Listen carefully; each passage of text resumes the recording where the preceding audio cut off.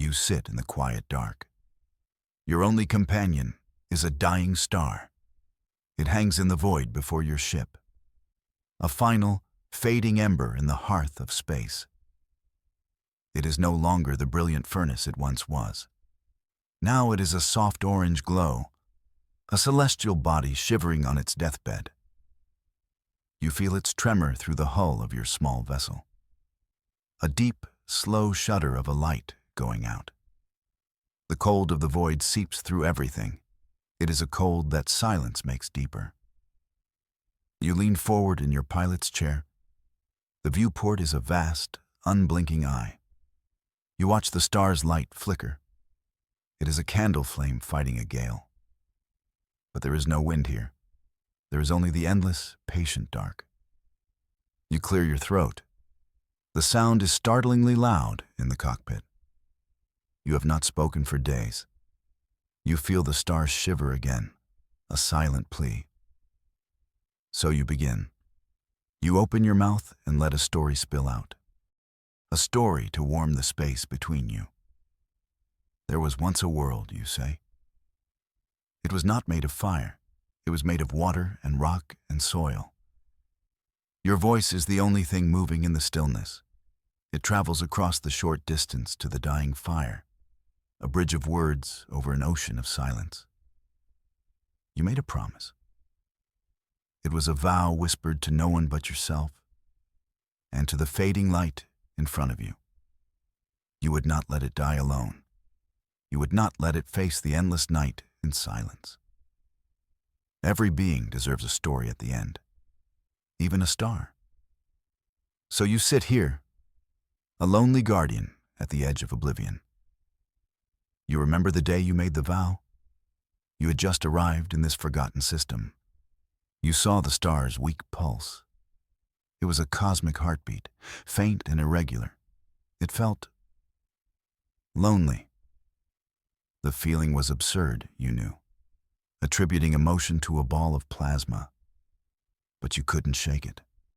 It felt like a kindred spirit. So you promised to stay. You promised to talk. And so you tell it of Earth, a place it has never known, a world impossibly vibrant and alive. You speak of its improbable existence, a tiny blue marble in a vast, dark sea. You tell the star about the color green. You explain that it was the color of life, of things that grew and reached for their own sun. You tell the star that even it was part of that story. Its ancient light, traveling for eons, touched that world. It was a silent observer in Earth's sky, a tiny diamond on a velvet cloth. You wonder if anyone back there ever saw it. Did they make a wish on its failing light? You hope so. A story should always have a wish. You describe oceans. You tell the star about the great churning bodies of salt water, how they crashed against shores of sand and rock. You use your hands, shaping waves in the air. You speak of the sheer weight of all that water, the pressure in its deepest trenches, the strange pale creatures that lived in the dark, creatures that made their own light, just like the star did. You tell it of mountains, great spires of stone that clawed at the sky. You describe the feeling of cold, thin air at their peaks. You talk about trees that clung to their slopes, forests so dense the sunlight struggled to reach the floor. You try to explain the smell of damp earth, the scent of pine needles after a rain. You know it cannot understand these things, but you speak of them anyway. The star listens. You are sure of it. After you finish describing a great, thundering waterfall, it pulses. A soft, warm wave of orange light washes over your ship. It is faint, it is brief, but it is a reply. It is a thank you, a soft echo of the green world you painted in the void. You smile. It is the first time you have smiled in a long time. The star knows it is not alone, and for now, that is enough. Your vigil continues for uncounted cycles. Time has little meaning out here. There is only the dimming of the light and the sound of your voice. You have told the star dozens of stories. Tales of heroes and monsters, stories of love found and of love lost. You even tried to explain the concept of a joke. The star did not seem to get that one. No pulse. Tough crowd. Then one day something new appears. It is a ship. It drifts into view at the edge of the system. It is a sliver of absolute black against the star field. It is silent. It does not hail you. It simply watches. Your own ship's systems barely registered its arrival. It runs colder than the void itself. An obsidian shard floating in the dark. You stop your story mid-sentence. Your heart beats a little faster. You are not alone anymore. But you do not feel relief. You feel a cold knot of dread. The ship is shaped like a weathered stone, smooth, with no visible seams or engines. It absorbs all light, reflecting nothing. It is a hole in the fabric of space. For 3 full rotations, it does nothing. It maintains its distance. A silent, unmoving observer. You and the fading ember are no longer the only 2 beings here. There is a third, a listener you never wanted.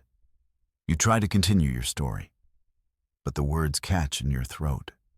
Your voice feels small under its unseen gaze. The star feels it too. Its light flickers with a nervous energy. The question comes without warning. It is not a voice over a comm channel. It is a thought that blooms inside your mind. It is clean, sharp, and cold as ice. The words are simple. They are direct. They are utterly devoid of emotion. A pure, intellectual curiosity that feels more alien than any monster you could imagine. The message is a single, piercing query. Why do you waste words on a dying sun? The thought is not in your language, but you understand it perfectly. It is a concept transmitted directly. The ship does not care about your name, does not ask who you are or where you are from. It only questions your purpose. It questions your vow. You feel a flush of anger. Waste? These stories are not a waste. They are a final comfort, a shield against the great, empty nothing. How could this silent observer understand? It sees a dying star, a predictable astronomical event. You see a friend, a companion at the end of all things. The ship waits for your reply. Its silence is a heavy blanket. The question hangs in your mind. Why do you waste words? You could send back a defiant message. You could demand to know who they are. But you know that would be pointless. They would not understand. You must answer them in the only way you know how. You must answer with a story. You take a deep breath. You look away from the obsidian ship. You turn your gaze back to the fading ember. It seems smaller now, more fragile. You project your voice, not with the ship's metal power, but with your own lungs, your own warmth. You let your words fill the cockpit once more. Your answer to their cold logic is a story of hope. You tell the tale of a child on a barren world, a planet of dust and rock. Nothing had grown there for 1,000 years. The sun was a harsh, unforgiving glare. But this child found something. A single, tiny seed. The last seed in the whole world. Everyone told the child it was useless, a dead pebble, a waste of time. But the child did not listen. They protected the seed from the harsh winds. They gave it the last of their water ration each day. They whispered stories to it in the cold nights. Stories of green things, stories of rain. The elders laughed. The other children mocked them. "Why do you waste your water on a dead stone?" they asked. The question was so very similar. You pause, letting the words hang in the silence. You can feel the new listener's attention. It is focused and intense. They are analyzing your story, trying to find the logic within it. But your story isn't about logic. It is about a foolish, stubborn belief. A belief that even in a dead world, something beautiful can grow. You continue. The child planted the seed in the dust. They built a small wall of stones around it. And they waited. They waited through the long, hot days and the cold, empty nights. They never stopped telling its stories.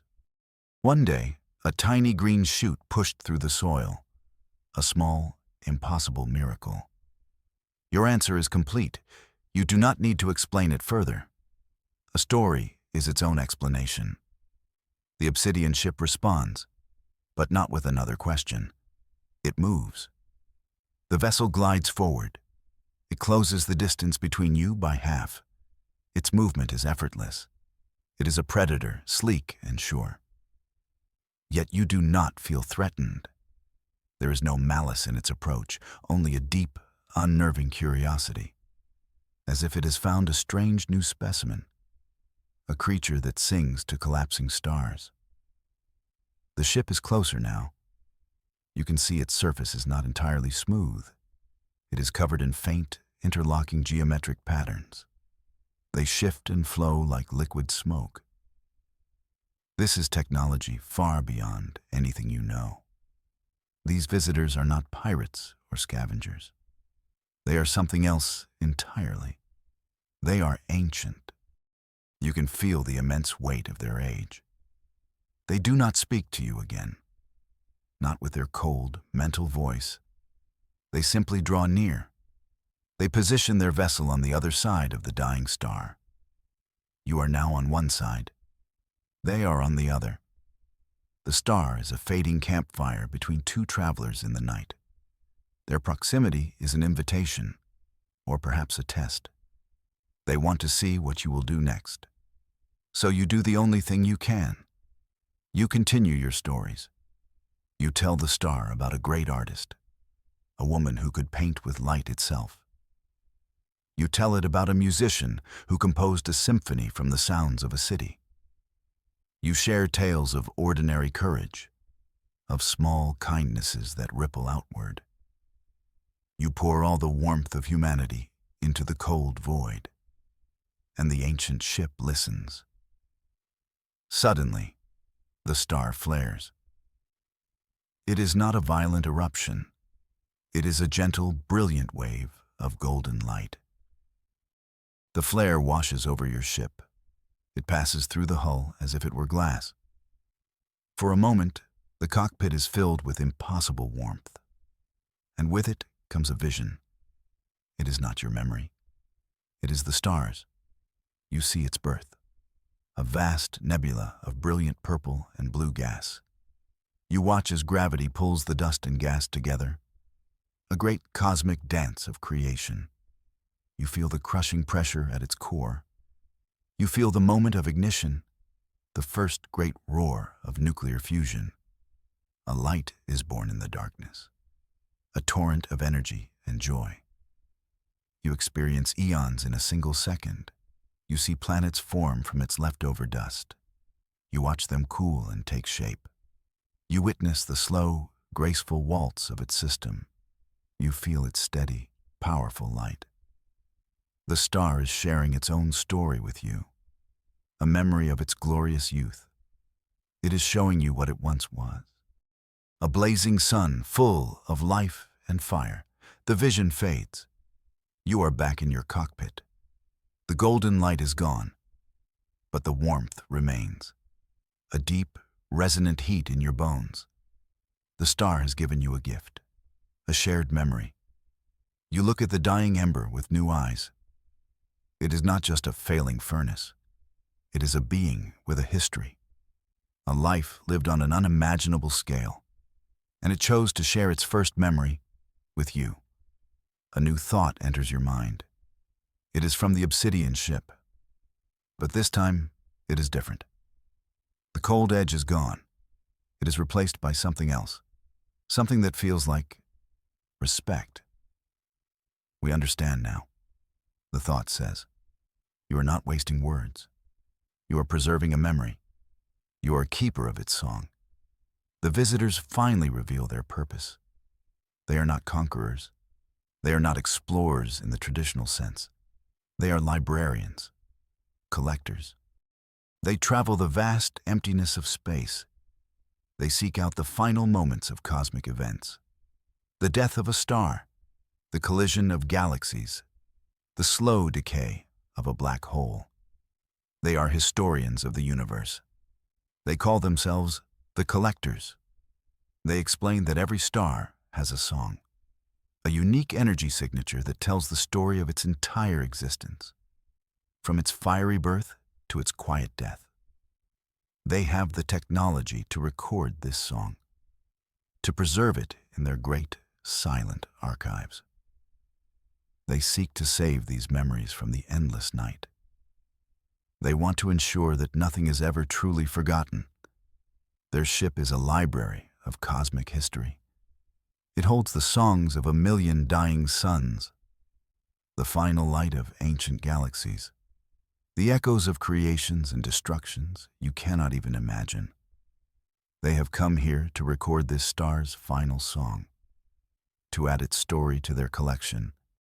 But they found something unexpected. They found you, a creature of flesh and bone doing their work, with stories. They make you an offering. Your stories, they explain, have changed the star's final song. Your words have woven themselves into its energy field. Your tales of earth, of hope, of green things. They have become part of the star's final moments. It is a unique phenomenon they have never witnessed before.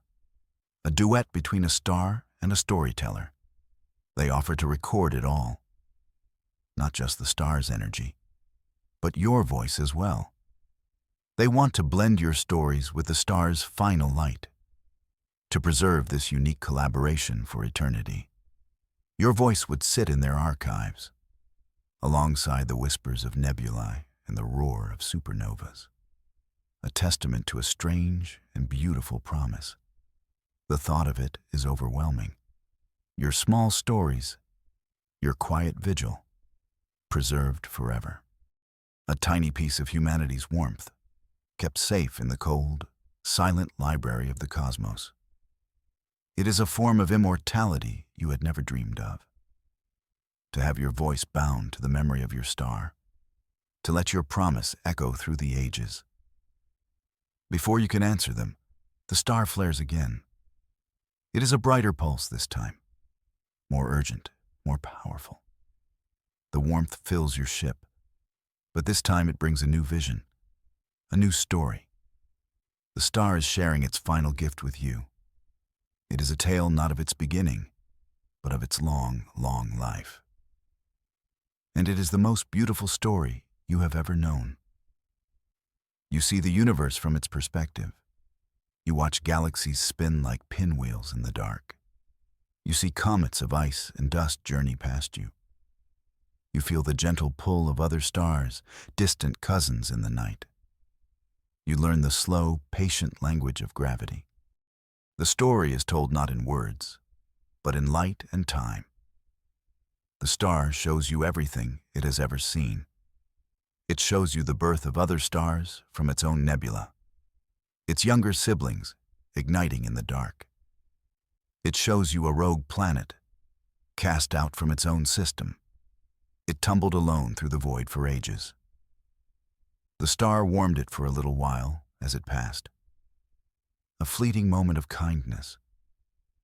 You see civilizations rise and fall on distant worlds, their radio waves washed over the star, faint and meaningless. But the star listened. It watched their lights glitter and then fade. It was a silent witness to countless stories, a lonely god watching over its small patch of the cosmos. It was a guardian, just like you. The vision ends. A profound sense of peace settles over you. The star has shared its soul. It has told you its great, silent story. a tale of light and unimaginable time. You understand now. You were never just keeping it warm. You were exchanging stories. You were sharing the burden of memory at the end of all things. You were not its guardian. You were its friend. The collectors send another thought. It is gentle, understanding. Its song is almost complete, they say. It was a beautiful life. Then they extend their invitation once more. It is no longer just an offer. It is a plea, a request from one historian to another. Come with us. The thought resonates in your mind. They want you to join their quest, to become a storyteller for other lonely stars. There are so many fading embers in the void, so many lights going out in silence. Your gift, they explain, is rare. The ability to weave warmth from words, to comfort a dying giant with tales of green fields. They want you to become a starborn weaver. Your voice could be a final comfort for countless others. You could travel with them. You could witness the end of ages. You could collect the last stories of the universe. And you could add your own. You could speak of Earth to suns that never knew it. You could ensure that no light ever dies completely alone. It is a purpose greater than any you could have imagined. The choice is yours to make. Stay here, fulfilling your promise to this one star, or leave with them and take your promise to the entire universe. The weight of your vow settles upon you. You made a promise to this star. You swore you would stay until the very end. To leave now, even for a noble purpose, feels wrong. It feels like a betrayal. Your chair feels cold again. The warmth of the star's story is fading. It is being replaced by doubt. You look at the fading ember. Its light is weaker now. The pulses are slower. The end is very near. How can you leave it now? You are its friend, its companion. You have shared its memories. It has shared yours. This is your place. This is your vigil. The collector's offer is grand, but it is for other stars, not this one. You close your eyes. You think of your promise. A quiet whisper in an empty cockpit. A vow made to a ball of gas. Was the promise to stay here physically? Or was it to make sure the star was not alone? You are torn between loyalty to a place and loyalty to a purpose. You owe this star everything. But what does it truly need from you now? The collectors are patient. They do not press you. They understand the gravity of your choice. They are keepers of final moments. They know that promises made at the end of things are the most powerful. They will wait for your decision. The silence in the void stretches on, taut and heavy. A thought strikes you. It is as clear and bright as the star's first memory. A story is not a thing to be kept. It is not a treasure to be hoarded in one place. A story is like light. Its entire purpose is to travel, to move outward, to touch other things, to illuminate the dark. To keep a story in one place is to let it die. You kept your promise to this star. You gave it your stories. You filled its final hours with warmth and memory. In return, it gave you its own story, a magnificent tale of time and light. It did not ask you to hold it here in the dark. It gave it to you so you could share it. That was its final gift, its final request. Your vow was not to stay. It was to comfort. And the greatest comfort of a story is that it is never truly over. It lives on in the one who tells it. You realize that leaving is not a betrayal of your vow. It is the fulfillment of it. The only way to truly honor the star's memory is to carry its story out into the universe, to share its light with others. You open your eyes. The doubt is gone. Your purpose is clear. You look at the obsidian ship across the fading light. You open your mind. You do not form words. You send a feeling of gratitude, of acceptance, of a story ready to be told. The collectors understand. A soft chime of pure thought resonates in your head, a sound of welcome. You turn to your star one last time. Its light is now a fragile, pulsing heart. Thank you, you whisper. I will tell them all about you. I will make sure your story never ends. As if in reply, the star gives one final, gentle pulse, a soft, warm wave of farewell and of release. It is letting you go. You become the star-born weaver. You join the silent, ancient ship. Your small vessel is drawn into its dark halls. Inside, it is not cold or empty. It is a library of light and sound. The captured songs of 1,000,000,000 stars hum in the very air. It is a place of profound peace, a sanctuary for memories at the end of time. Your new life begins. You travel with the collectors across the vast, dark ocean of space. You seek out the lonely, the fading, the forgotten. You find dying suns and shivering planets. And you sit before them just as you did before. You lean forward in your new chair. You look into the fading light, and you begin. You tell them your first story, the one your star gave to you, the tale of a brilliant birth in a cloud of purple dust. You share the story of its long, quiet life. You speak of its kindness to a rogue planet. You honor its memory in the telling. Then you tell them of a world called Earth. You speak of its impossible green, its crashing blue oceans, and in the great, silent dark, you keep the embers warm. Your voice is now a light for countless others.